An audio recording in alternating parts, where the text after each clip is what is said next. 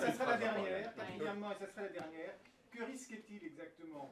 Ils ont totalement conscience de la gravité de la chose, ils sont pétris de remords et de regrets, et ils attendent d'ailleurs de pouvoir les exprimer de façon tout à fait officielle lorsque la justice israélienne dénoncera les faits en France pour qu'ils puissent être entendus et jugés. Quand on voit des banderoles avec « Rendez-nous les assassins », nous nous disons que l'émotion c'est une chose, mais qu'il faut garder raison. Ce qui n'est quand même pas admissible, c'est que ces deux garçons qui ont commis un accident involontaire de la situation payent les pots cassés d'une situation diplomatique internationale.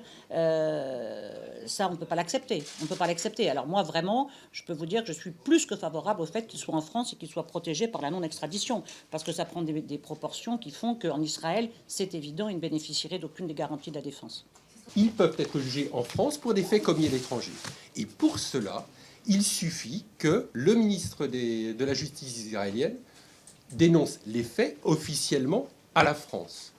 Et ils seront jugés. Et ça n'a toujours pas été fait. De la manière la plus absolue, ils n'iront pas. Sauf si on les y oblige d'une manière qui serait parajuridique. Je vous demande 2 secondes, je vais me mettre au milieu par terre parce que je ne peux pas.